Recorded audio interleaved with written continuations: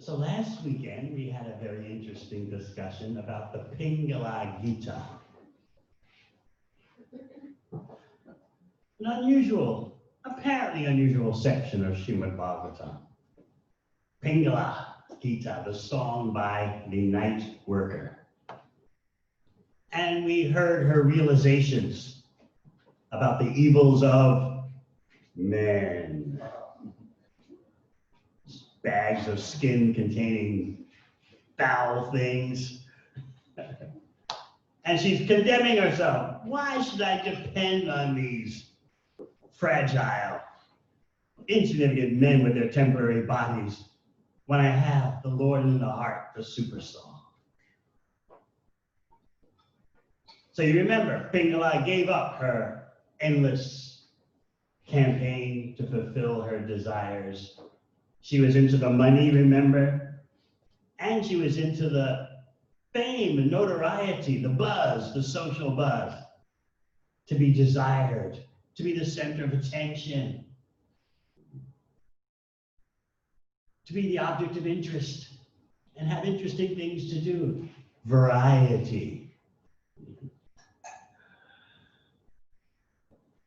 Jumping from person to person.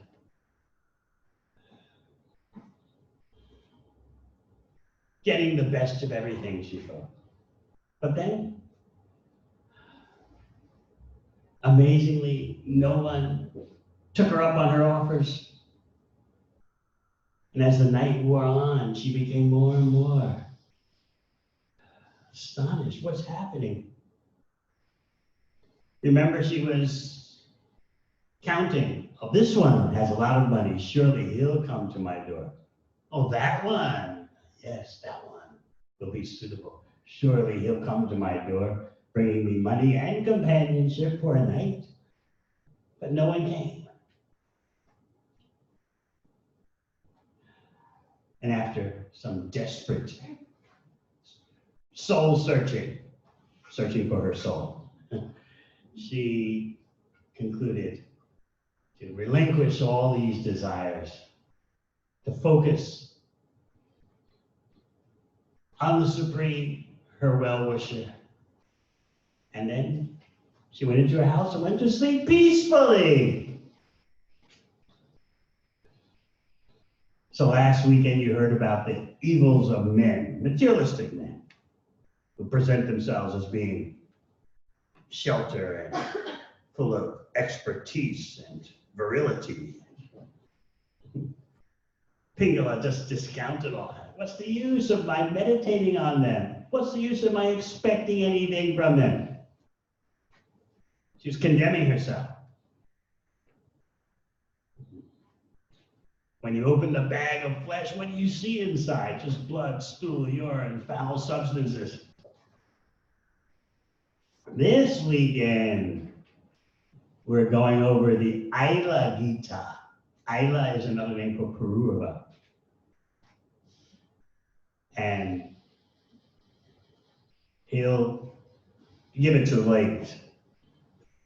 So everything's equal, see? So I don't want you to think that if you're tuning in this weekend for the first time that it's one-sided and just talking about the pitfalls of the female gender. No, last weekend was open season on the male gender. So everything is balanced, okay? Everyone's got that? Everyone out there in TV land, you got that? Bhagavatam is giving everyone their due. All right.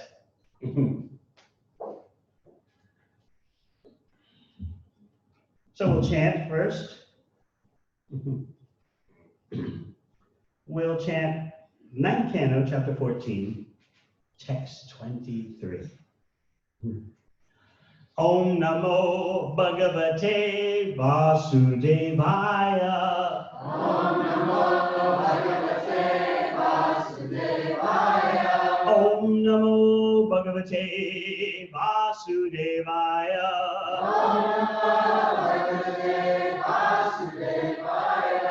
Om Namo Bhagavate Vasudevaya. Om Namo Bhagavate Vasudevaya. Aho Rupam Aho Bhavo. Aho Rupam Aho Bhavo. Naraloka Vimohanam. Naraloka Vimohanam. Kona Seveta Manujo. Kona Seveta Manujo. Devim Twam Swayam Agatam. Devim Tvam Swayam Agatam. Aho Rupam Aho Bhavo. Aho Rupam Aho Bhavo. Naraloka Vimohanam. Naraloka Vimohanam. Kona Seveta Manujo. Kona Seveta Manujo. Devim Twam Swayam Agatam. Devim Tvam Swayam Agatam. Aho Rupam Aho Bhavo. Aho Rupam Aho Bhavo. Naraloka Vimohanam. Naraloka Vimohanam. Kona Seveta Manujo. Kona Seveta Manujo. Devim Twam Swayam Agatam. Devim Tvam Swayam Agatam. Aho Rupam Aho Bhavo. Naraloka Vimohanam. Kona Seveta Manujo.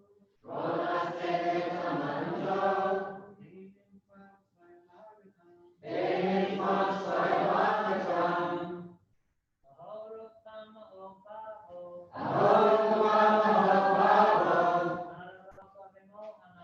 Naraloka Vimohanam.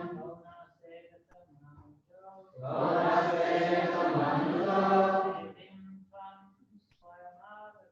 Devim Tvam Swayam Agatam. Aho Rupam Aho Bhavo. Aho Rupam Aho Bhavo. Naraloka Vimohanam. Naraloka Vimohanam. Kona Sevata Manujo. Kona Seveta Manujo. Devim Tvam Swayam Agatam. Devim Tvam Swayam Agatam. Vaishnavis. Aho Rupam Aho Bhavo. Naraloka Vimohanam. Kona Seveta Manujo.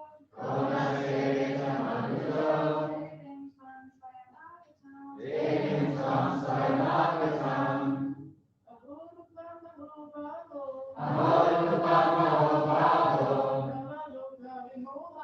Naraloka Vimohanam. Kona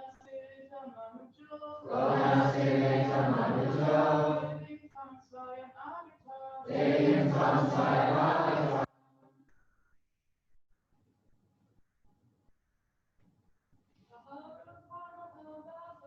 Aho Rupam Aho Bhavo. Naraloka Vimohanam. Kona Seveta Manujo. Devim Tvam Swayam Agatam. Aho. Wonderful. Rupam. Beauty. Aho.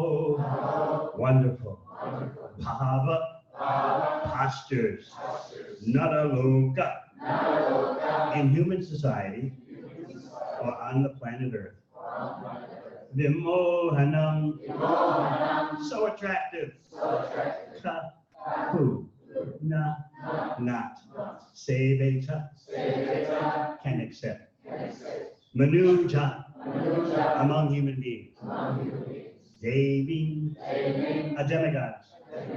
Swam. Like you. Swayam. Agatam. Who has personally arrived.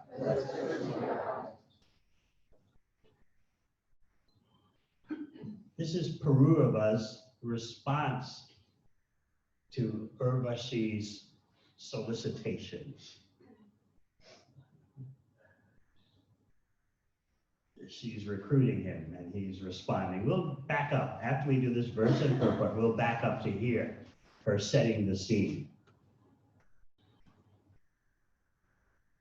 Pururava replied, "Oh, beautiful one, your beauty is wonderful. and your gestures are also wonderful. Indeed, you are attractive to all human society. Therefore, since you have come of your own accord from the heavenly planets, who on earth would not agree to serve a demigoddess such as you?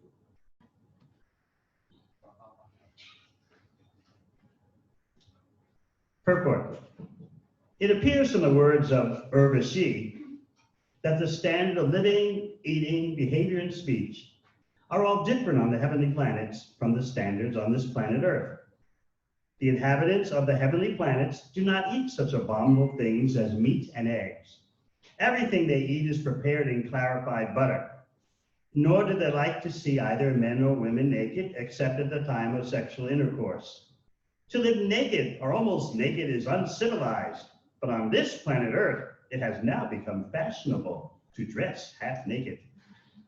And sometimes those like hippies live completely naked. Indeed, there are many clubs and societies for this purpose. What do you call them here? Gentlemen's clubs? Such conduct is not allowed, however, on the heavenly planets. The inhabitants of the heavenly planets, aside from being very beautiful, both in complexion and bodily features, are well behaved and long living, and they eat first-class food and goodness. These are some of the distinctions between the inhabitants of the heavenly planets and the inhabitants of Earth. Om Agyanatimirandasya Gyananjana Shalakaya Chakshun Militam Yena Tasmai Shri Guruve Namaha.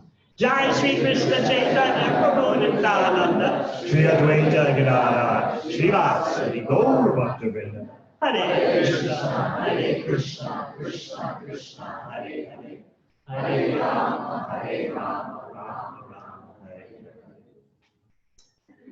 So Urvasi, as you may have understood, is from the heavenly planets. We're not going to so much get into that today because we want to focus on the dynamics between Urvasi and Pururava. Briefly, we'll say that Urvasi got into some trouble with some sages in the heavenly planets, and therefore they cursed her to be an earthling for a while. So Urvasi's got a lot to do with the Gandharvas, a planet of what in Western tradition people call angels, but actually people never inquire where are the angels from, what do they do, why do they sing so nicely. In Western religious traditions, way in the background, there's this concept of angels. But Bhagavatam is bringing it right out into the foreground. There's a planet of angels.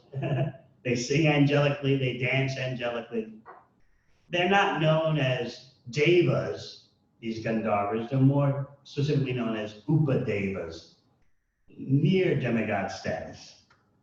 So anyway, Urvasi, as we'll hear, was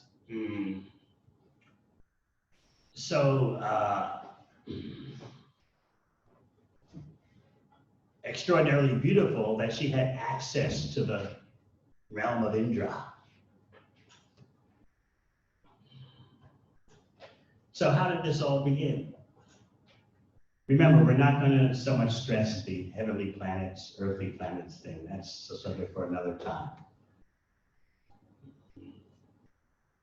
I just brought up the point about angels because sometimes immediately you might think, oh, this heavenly planet stuff, Gandharvas is mythological, but yet in the background of your own Western traditions are ideas of angels. And the New Agers talk about, maybe some of you had New Age experience where you had what, a guardian angel, what do they call them? Anyone here? Huh? What? Okay. Yes. Some higher entities looking out after you. You never? Yes. So why didn't you say something? Devamrita.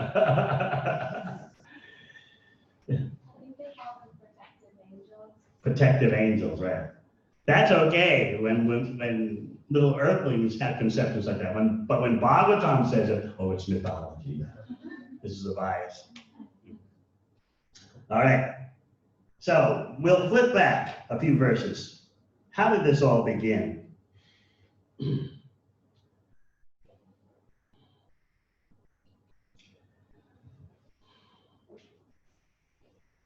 Would you believe Narada Muni? He seems to have his fingers in everything. So there he was in the court of Lord Indra.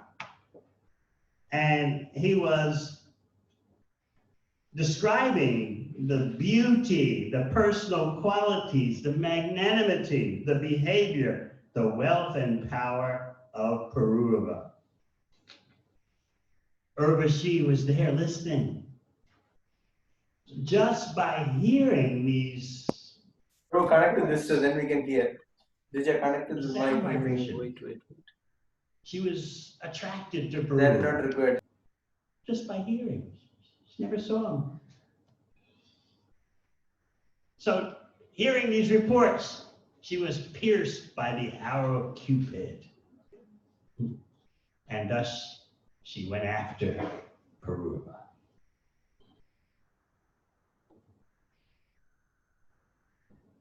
What was Pururava's reaction when Urvasi came within his field of vision? We'll have the men imitate here. His eyes became jubilant in the ecstasy of joy. Make your eyes jubilant. Yes, Anantanag is doing great. I wish those watching on the internet could see. Yes. Eyes jubilant in the ecstasy of joy. Who else was doing a good job there? No, Muni's right.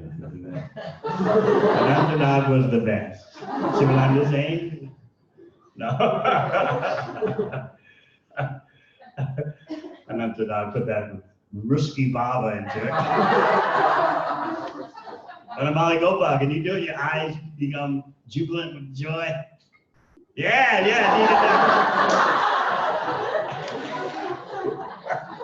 Jubilant in the ecstasy of joy. And what else? You can't do this. The hairs on his body stood on end. Have you seen such beauty on the earth planet that the hairs on your body would stand on end? And then with mild, pleasing words, he spoke to her as follows. Very important, mild, pleasing words. So he's telling her, actually it's a bit provocative, I'll edit it a bit. Oh, most beautiful woman, you are welcome. Please sit here and tell me what I can do for you. You may enjoy with me as long as you desire. Let us pass our life happily in intimate affairs. He's speaking truthfully. Let's pass our life. In other words, we're going to waste our life happily. That is the goal these days. Let's waste our life happily. As long as we're together, it doesn't matter that we're wasting our life. We'll spend our whole life in intimate affairs. You'll hear later how Pururava lost track of the passing days and nights. He was so lost in these affairs. So he's presenting it straight out to her. Let's pass our life happily in this way, in these bodily affairs. And what was Urvasi's reply? Oh, most handsome man. Want to repeat?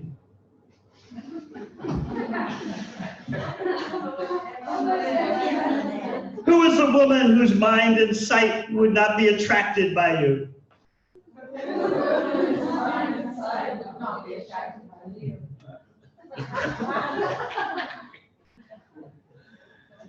She went on. It gets a bit provocative, so I won't ask you to repeat the rest. If a woman takes shelter of your chest, she cannot refuse to enjoy with you. So Vishwanath Chakravarti Thakur adds a commentary saying that when there's an opportunity for the man and woman to be in a solitary place, the mind becomes transformed by the desire for enjoyment. This is why in a civilized society there are protocols in place for men and women associating.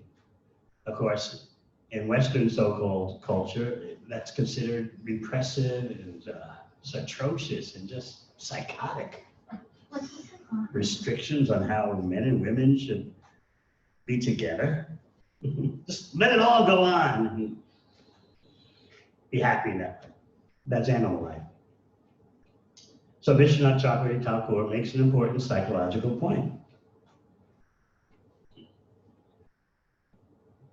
The togetherness in a solitary place of male and female transforms the mind.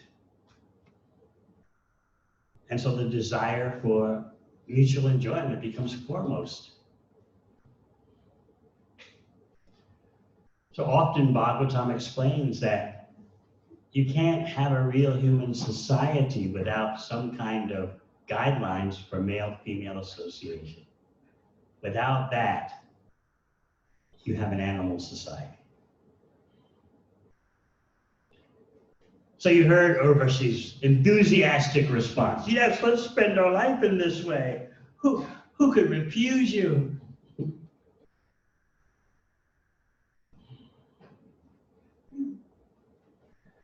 She asked him, though, of course, for some favors. Please give protection. She has 2 lambs who have fallen down from the heavenly planets with her. Please give protection. She considered these 2 lambs not only like her pets, but like her children. You know, like some keep toy animals, stuffed animals, yes? Anyone here did that? Yes, Premal Hari and Chandala. So Urvashi had lambs.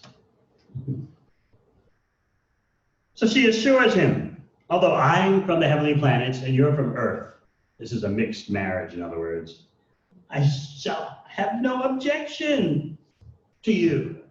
I shall certainly enjoy with you.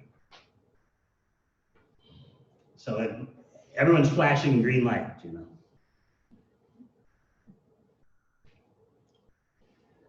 What else does she say? She calls him Veera, my dear hero. She knows how to butter up his ego.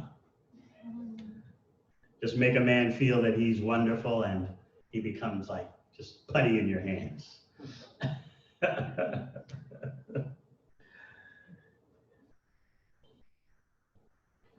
She does give some stipulations, of course. It's not just about sweet words and smiling faces. It's about stipulations. My dear hero, there's some other things that you have to sign on the dotted line for. I only eat preparations made in ghee, and I never want to see you unclad except at the time of our interactions. So what was Pururava's response? Sure, no problem. Yeah. It's generally the male response. Let it all happen. Whatever you say.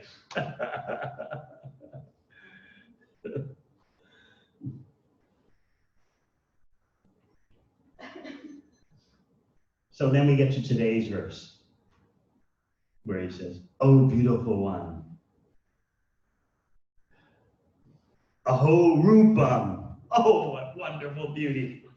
Aho bhava, oh, what postures. You are attractive to all human society. Who on earth wouldn't serve a demigoddess such as you? See, the words are very important. They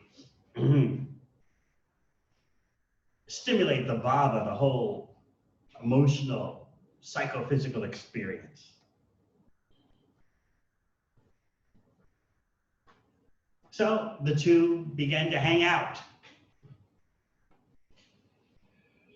enjoying their activity in many celestial places.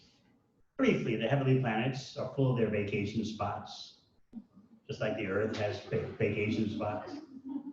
It's like people say, let's go to Queenstown, or let's go to Fiji, or Hawaii, or wherever. So the demigods have their vacation spots. And so Pururava and Urvasi went from heavenly spot to heavenly spot, doing the same thing, chewing the chew in different places. And that's supposed to be the pinnacle of life.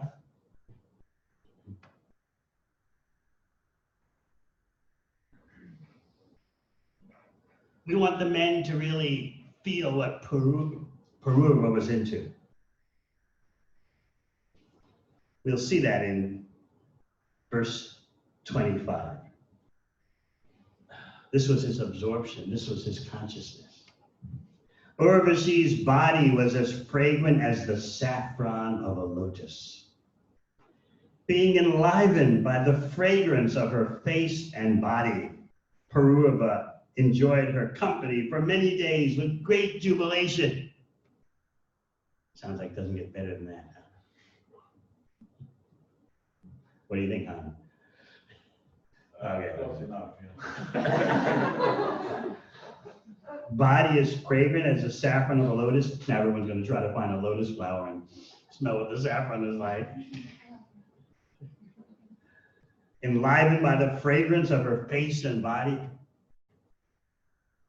Because in the heavenly planets, they don't need, artificial scents, and they don't need deodorant and things like that.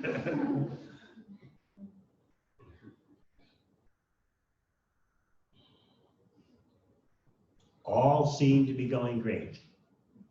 That's the way it is with material life. It all seems to be going great. And then what happens? Well, in this case, it's not an earthquake. It's not a pandemic. It's not a nuclear war. It's Indra.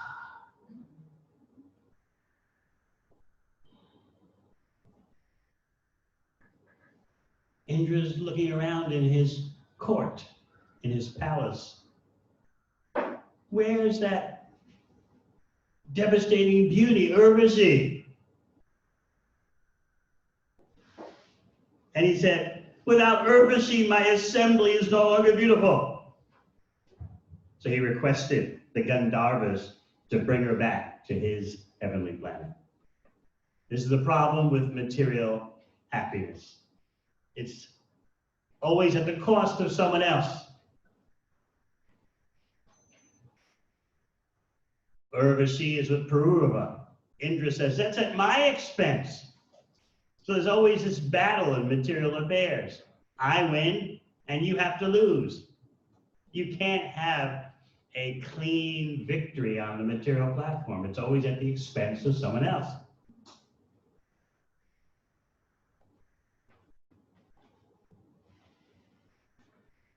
Whatever you get, someone else didn't get. So this is where the expression zero-sum game comes. You get, and someone else doesn't have anything. Spiritual happiness is not like that. Everyone wins. If someone makes spiritual advancement in such a noticeable way, you also win because of that, because you can benefit from that person's bhakti. Whereas in material life, if someone gets something, you feel bad. What about me? Why I haven't gotten that? And why is that person getting all the fame, acclaim, and attention? But spiritual life is not like that. Spiritual advancement means everyone benefits.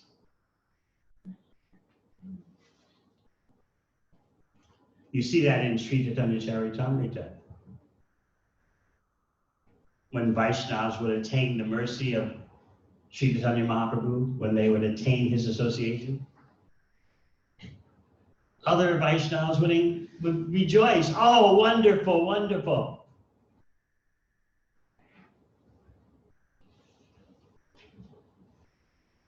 This is the nature of real spiritual life. There's no envy. There's no desire to drag someone down. Please make advancement. And that way I'll be more inspired to make advancement. There's none of this, you've got and I can't have.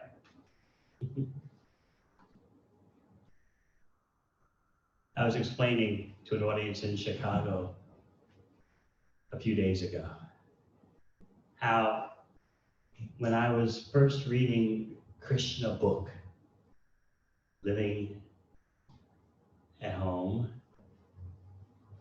reading the books extensively, hours per day, without ever associating with devotees. And I started reading about the spiritual world. And I immediately applied a material calculation, of course. I said, wow, this place sounds so wonderful. I'd better hurry up and go there before it gets overcrowded. Because I was assuming a zero-sum game.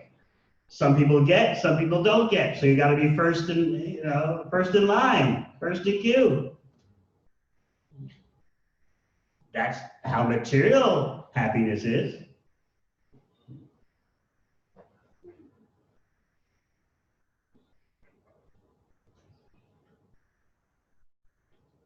Whatever is your material gain is at someone else's expense. This notion that you have achieved all on your own is ridiculous. It's always on the back of someone else.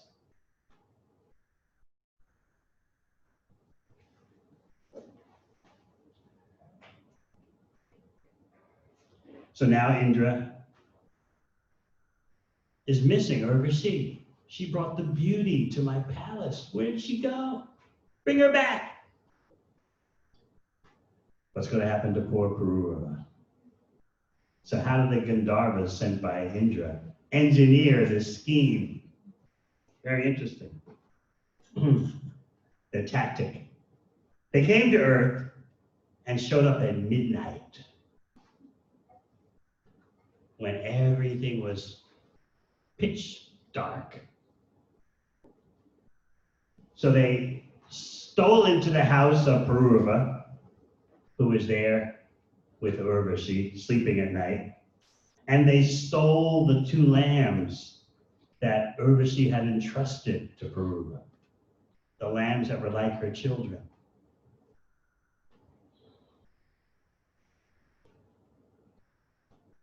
So Urvasi awakened and saw the Gandharvas taking her 2 lambs away. And she began crying.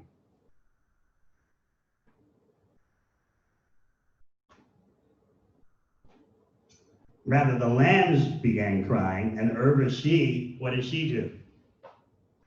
Started ridiculing her husband. Now I am being killed under the protection of an unworthy husband who is a coward and a eunuch. You know what a eunuch is? A castrated male. He's a coward and a eunuch, although he thinks himself a great hero. Now wait a minute. Before she's calling him a great hero, a great this, a great that. Who would not want to associate with you? But just one misstep and she's just slicing him with a knife.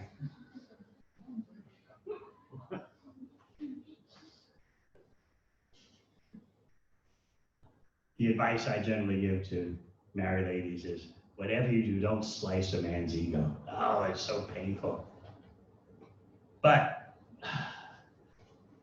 the material propensity of ladies is an ability actually men don't have, the ability to say that most cutting things. And the guy just can't get it out of his heart.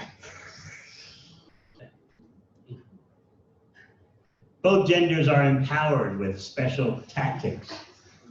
And ladies have this, speaking materially, of course, they have this ability just to pull out a razor blade with their words and just, you coward. You think yourself a great hero. So she really sliced Pururava.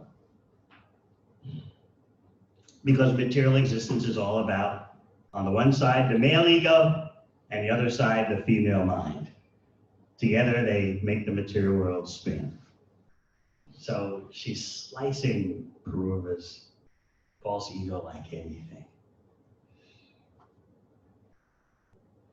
Because I depended on him. The plunderers have deprived me of my 2 sons, the lambs, and therefore I'm now lost.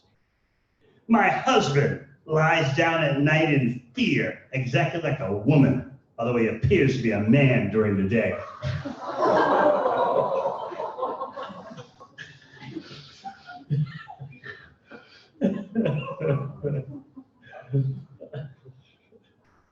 What do you think Pururava's reaction was? He's devastated.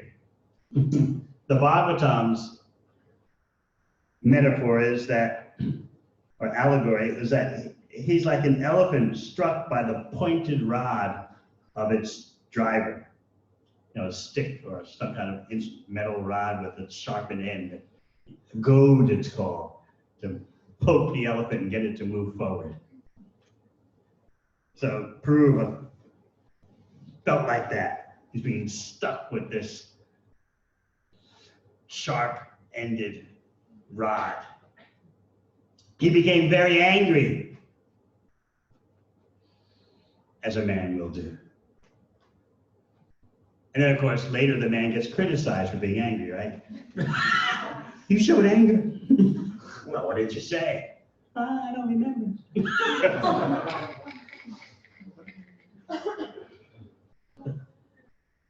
He's so angry, what does he do?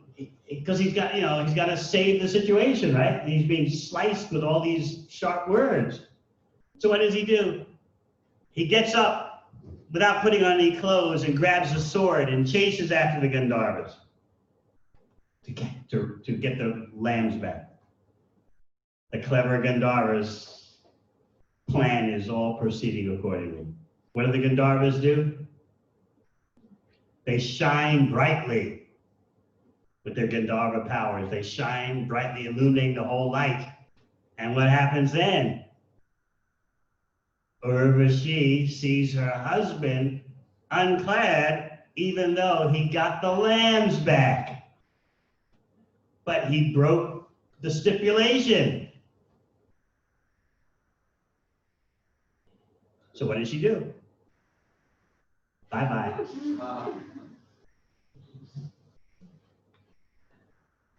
So what was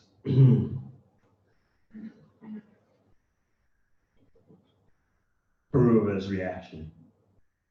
No longer seeing her in his room, he was totally aggrieved. His mind was so disturbed. She's gone. So lamenting, he began to travel around the earth like a madman.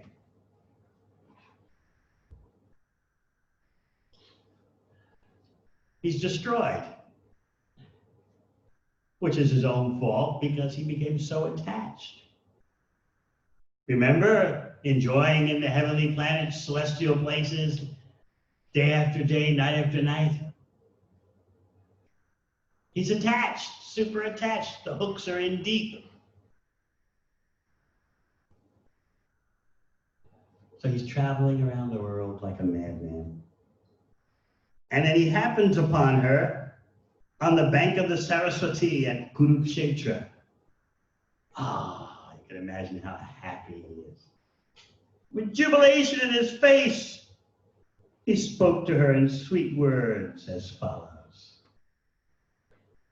"Oh, my dear wife, oh, most cruel one, kindly stay, kindly stay. I know I've never made you happy until now, but you should not give me up for that reason. This is not proper for you. Even if you have decided to give up my company, let us nonetheless talk for some time." In other words, he wanted to get his foot back in the door. Okay, you may have decided to leave me, but let's talk. See where that takes us. Hope against hope.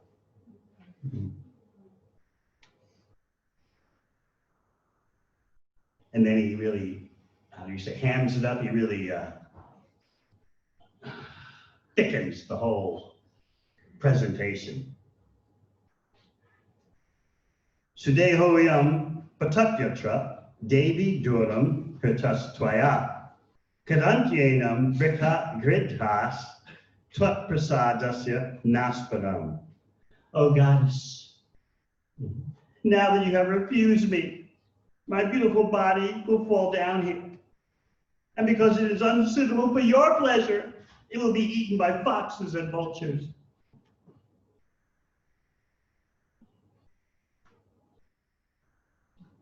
This is the power of attachment. Pururava is devastated. You've refused me. I've got a beautiful body. What's the use of my beautiful body? It'll just become food for foxes and for vultures. Why is he saying that?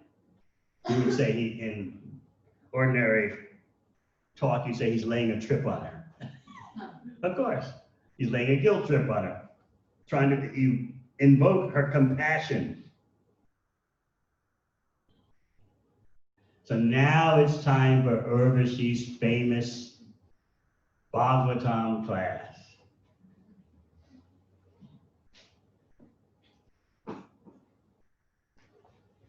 My dear king, you are a man, a hero. Don't be impatient and give up your life. Be sober and don't allow the senses to overcome you like foxes. Don't let the foxes eat you. In other words, you should not be controlled by your senses. This is Urvasi telling him that.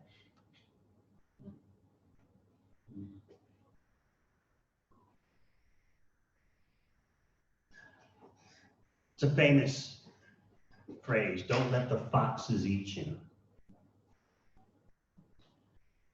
So Prabhupada writes in the purport that if a man cannot control his senses, he becomes a victim of such sly foxes.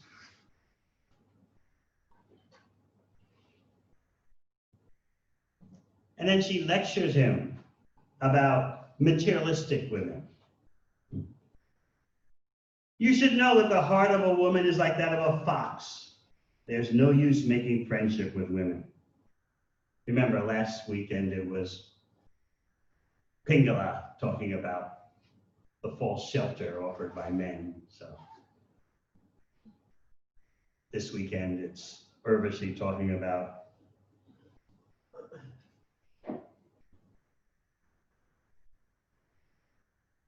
materialistic woman with the heart like a fox.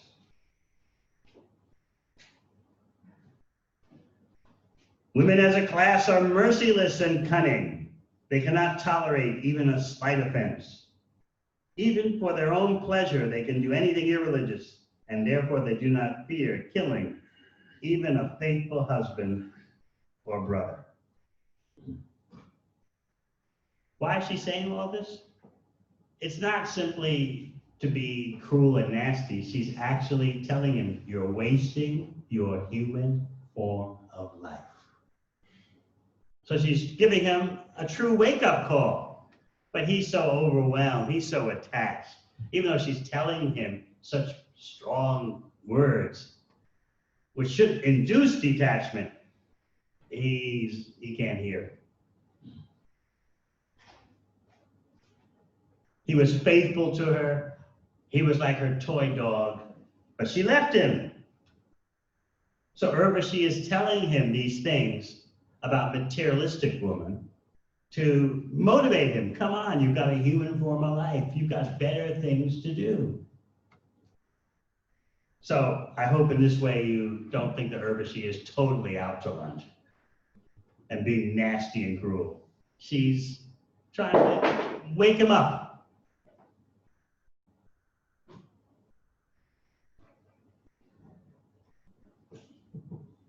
To keep him from wasting his rare human form of life. So she goes on with a few more verses about materialistic woman jumps from man to man.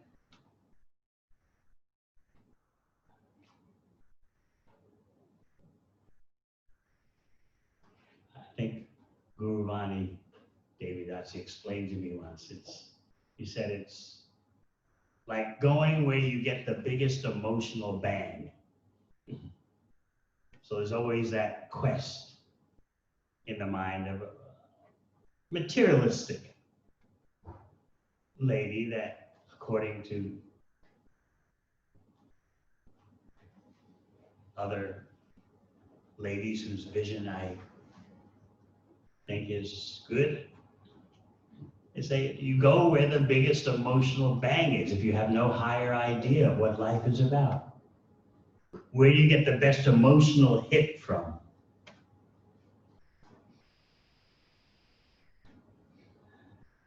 So that's why Bhagavatam is saying here, they seek newer and newer friends one after another. So she sees that he's just so hung up. He's so attached. She's not listening to he's not listening to what she's saying. She's just laying it on, putting it on the table. You're dealing with a materialistic lady. What do you want out of me? Why are you wasting a human form of life?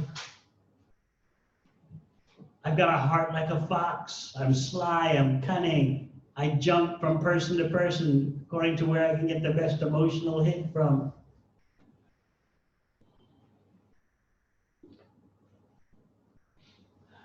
He doesn't give up. So then, realizing she's not able to enlighten him, she offers him some pacification. She offers him a concession. Okay, you'll see me one night at the end of every year, and then you can enjoy. That's it.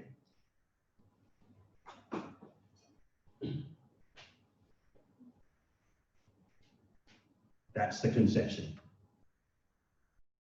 364 days a year, no Urvasi. One night of the year, he can be with her.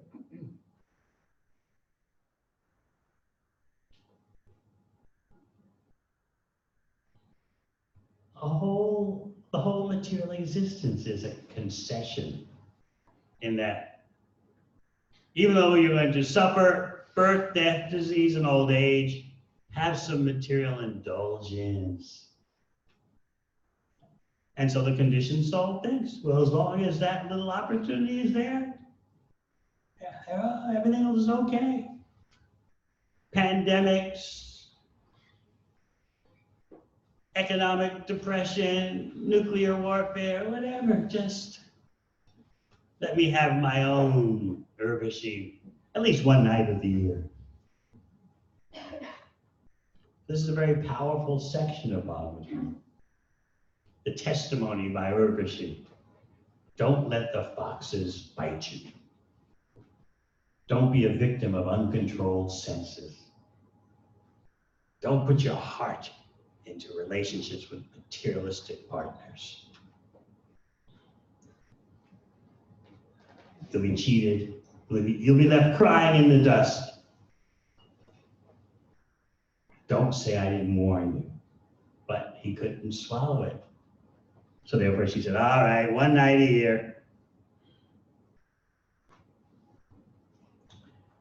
So tomorrow we'll go to the 11th canto. This is the 9th canto. Tomorrow we'll go to the 11th canto and hear Pururava's Gita, the Island Gita, where he does come to his senses and laments his craziness.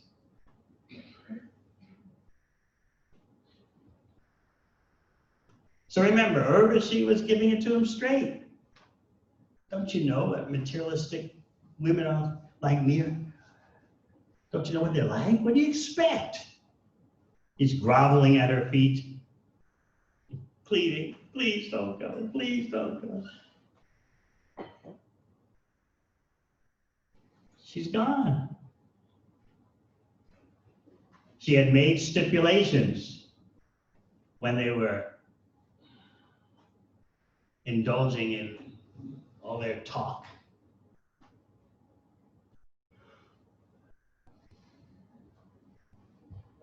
Just 2 stipulations. Whatever I eat has to be cooked in ghee, and my 2 lambs have to be taken care of. Oh, 3. And the 3rd one, never see you unclad unless the time of our intimate affairs. And remember Pururava's reaction? Sure. But Indra's envy spoiled everything.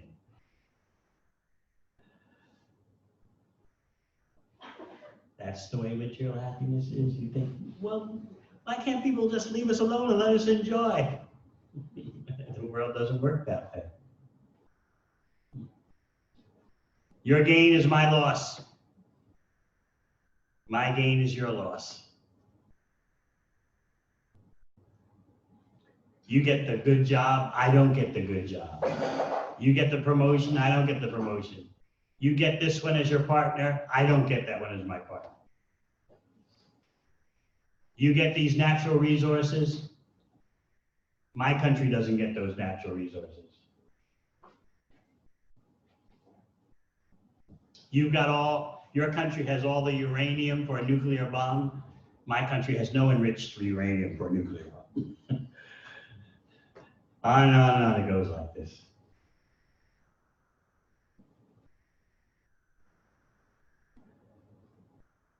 So in this way, we're getting realization of desire and desperation. First through Pingala last weekend, and now through the experience of Urvasi and Pururava. And remember, how did it start? Who remembers? Narada Muni was talking about the glories of Pururava in the court of Indra. And Urvasi, just by hearing the sound vibration description, decided, I've got to have him.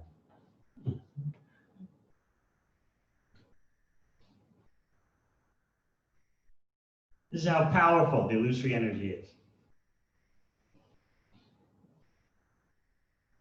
So again, this is all about materialistic woman, materialistic man. Pururava is actually a great devotee, but he has this streak in him. So later you'll find out that he is actually a great devotee. What he's going to do now is do yajna to the Supreme Personality of Godhead. For what purpose? To get Urvasi's association.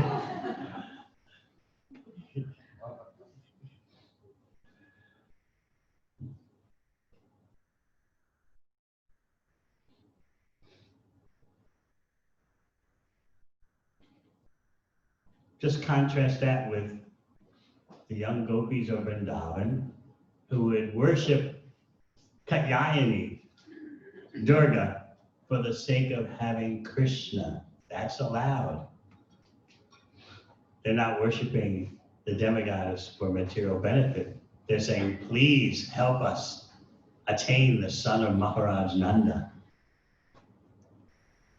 But this chapter closes out with Pururava doing yajna for Vishnu so that he can attain Urvasi. He can go to where she is. So tomorrow we'll hear about his finally attaining some common sense and some spiritual elevation. We'll hear that in the Aila Gita, the song of Pururava. also known as Idla.